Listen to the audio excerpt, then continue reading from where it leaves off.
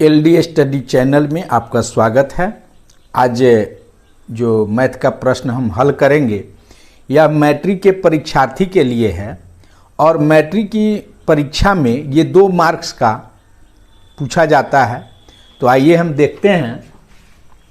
प्रश्न है, यदि 2 लगातार प्राकृत संख्याओं का गुणनफल 20 है तो उन संख्याओं को ज्ञात करें।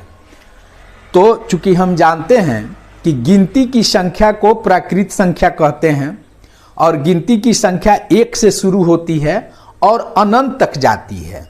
नहीं तो प्रश्न कह रहा है कि 2 लगातार प्राकृत संख्याओं का गुणनफल 20 है, तो हमको इसमें प्राकृत संख्या ज्ञात करना है।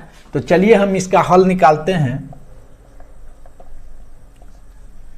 माना कि पहली प्राकृत संख्या है, चूंकि 2 है, पहली प्राकृत संख्या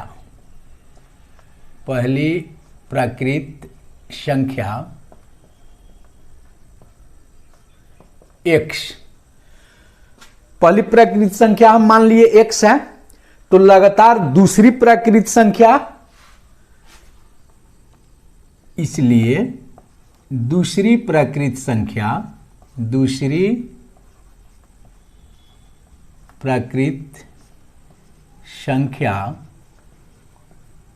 पहली प्राकृत संख्या में 1 जोड़ देंगे तब लगातार दूसरी प्राकृत संख्या प्राप्त होती है। तो पहली प्राकृत संख्या हम x माने हैं और x में 1 जोड़ दिए तो यह दूसरी प्राकृत संख्या मालूम हो गई। अब कह रहा है कि पहली और दूसरी प्राकृत संख्या का गुणनफल 20 है। तो प्रश्न से पहली प्राकृत संख्या यानी x गुना दूसरी प्राकृत संख्या x प्लस 1, इस दोनों का गुणनफल कितना है 20 के बराबर है, कर दिए। अब इसको गुना कर दीजिए, प्लस गुना प्लस प्लस हो जाएगा x स्क्वायर, प्लस गुना प्लस प्लस x गुना 1x यानी x इक्वल 20। अब हम क्या करेंगे, x स्क्वायर प्लस x, इस 20 को इधर लाएंगे तो ये माइनस हो जाएगा, इक्वल 0 हो जाएगा। अब हम इसको क्या करते हैं, गुणनखंड इसका निकाल देते हैं। प्लस x स्क्वायर है और यहाँ माइनस 20 है, दोनों को आपस में गुना करेंगे तो गुणनफल हो जाएगा माइनस 20x स्क्वायर। और इस बीच के पद को 2 भागों में हम ऐसे बांटते हैं कि इनको जोड़े और घटाए तो ये प्लस x आए और गुना करे आपस में ये 2 भागों को तो ये माइनस 20x स्क्वायर आ जाए। तो यहां x square plus 5x minus 4x, 5x में से 4x घटेगा तो ये प्लस x बच जाएगा और 5x गुना माइनस 4x करेंगे तो माइनस 20x स्क्वायर आ जाएगा, माइनस 20 इक्वल 0। अब हम x स्क्वायर प्लस 5x एक जगह कर देते हैं, माइनस 4x। अब चूंकि यहां माइनस लेके हम कोष्ट में करेंगे तो ये क्या हो जाएगा, चिन्ह बदल जाएगा, यहां हो जाएगा प्लस 20 हो गया।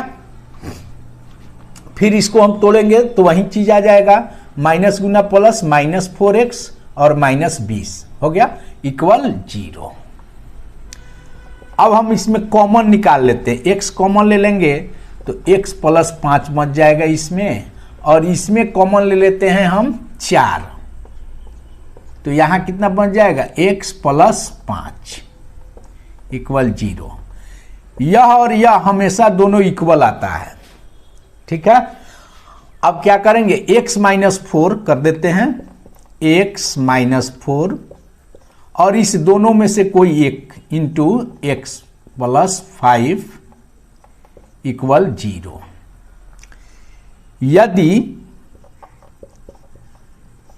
x माइनस 4 इक्वल 0, इसलिए x बराबर कितना हो जाएगा, ये माइनस 4 है, इधर जाएगा तो प्लस हो जाएगा, तो 0 प्लस 4 4 यानी x का मान 4 आ जाएगा।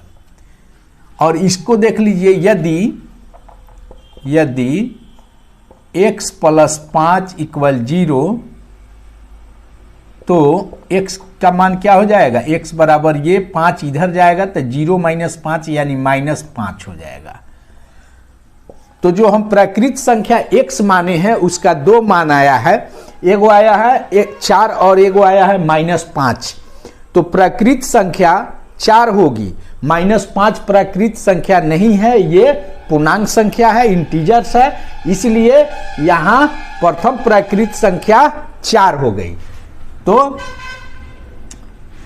लिखेंगे प्रथम प्राकृत संख्या x इक्वल, प्रथम प्राकृत संख्या इक्वल x इक्वल 4 तथा दूसरी प्राकृत संख्या, दूसरी प्राकृत संख्या इक्वल x प्लस 1 था, तो x का मान यहां 4 रखेंगे, 4 प्लस 1 इक्वल 5 हो गया। यही जवाब हो गया। प्रथम प्राकृत संख्या 4 और लगातार जो दूसरी प्राकृत संख्या है नहीं, वह हो गया यहां 4 1 5। यहां पे दूसरी लगातार प्राकृत संख्या होनी चाहिए, यहां दूसरी, चूंकि ये लगातार है तो दूसरी लगातार प्राकृत संख्या, दूसरी लगातार, यहां तो ये दूसरी लगातार प्राकृत संख्या, दूसरी लगातार लिख देंगे यहां, दूसरी लगातार प्राकृत संख्या, प्राकृत संख्या